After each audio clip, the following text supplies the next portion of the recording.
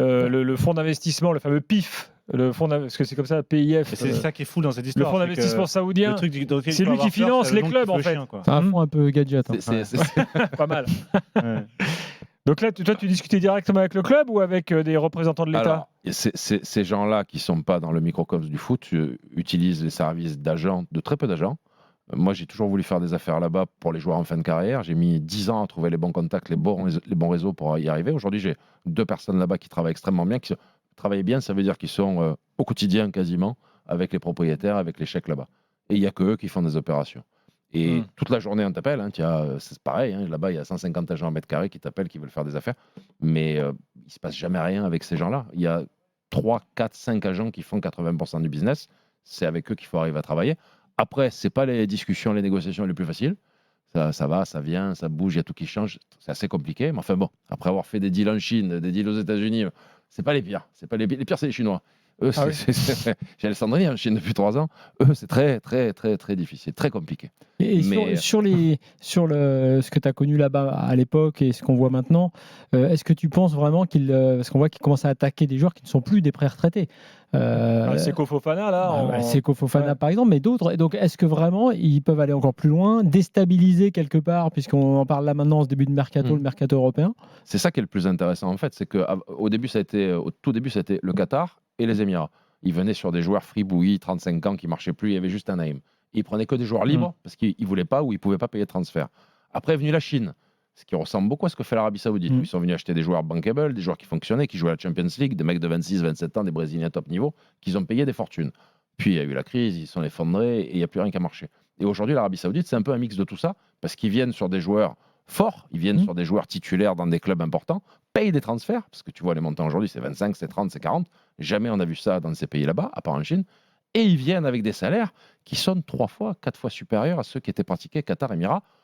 Des salaires qui ressemblent un peu aux salaires incroyables en Chine, sauf que en Chine, quand ils ont fait ça, au bout de 2 ans, ils n'arrivaient plus à payer les salaires. Qu'à l'Arabie Saoudite, ils pourraient les garder 20 ans, les joueurs, et continuer à les payer parce qu'ils l'ont, l'argent. Donc là, on est vraiment arrivé, si tu veux, au taquet du taquet de... Ils sont capables de tout faire. Et demain, ils s'attaqueront, comme fait un peu le Qatar aujourd'hui, aux jeunes talents de 19, de 20, de 21 ans. Ils ne sont pas encore. Aujourd'hui, il faut créer la ligue. Le PIF Gadget, aujourd'hui, ils ont les 4 gros clubs et ils vont faire 4 franchises. Ils vont faire un Bulls, un San Antonio. Ils vont faire 4 super clubs avec plein de bons joueurs dedans pour lancer la ligue.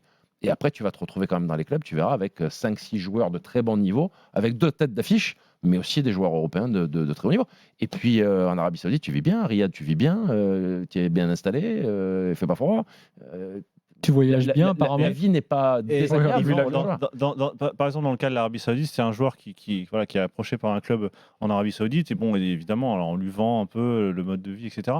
Dans quelle mesure l'aspect politique et l'aspect social du marché en question et de l'Arabie Saoudite en particulier intervient, toi, dans ton rôle de conseil? Est-ce que tu es là aussi pour dire que tu vas travailler quand même pour le compte du gouvernement saoudien, parce que c'est des clubs qui appartiennent à l'État saoudien, donc tu deviens, que tu le veuilles ou non, une sorte d'influenceur football. Je ne veux pas être influenceur. D'un pays qu'on peut considérer peu fréquentable. D'un point de vue politique, point de vue droits de l'homme, par exemple. Voilà, sur la question des droits de l'homme, sur la question de, parfois aussi la question religieuse. Comment tu abordes ça avec tes clients? Faut expliquer dans quoi et vers quel club ils vont, vers quel pays ils vont et comment ça fonctionne. Il faut l'expliquer, il faut leur dire. Après, c'est pour pas... les familles aussi. Aux familles également. Après, à partir du moment où tu as expliqué, donné les paramètres, le joueur prend sa décision. Aujourd'hui, tu vois qu'il y a, je dirais, 80% de joueurs qui vont là-bas pour le moment qui sont musulmans, mais pas tous. Des joueurs qui ne le sont pas, qui y vont et qui vivent très bien. L'Arabie Saoudite, il y a 10 ans, où on voyait les Européennes voilées, ou soi-disant on leur piquait les fesses dans la rue, etc. C'est fini. Il y a longtemps que c'est fini. Mais c'est vrai qu'il y a 10 ans, c'était le cas. Et donc, c'était plus délicat de travailler.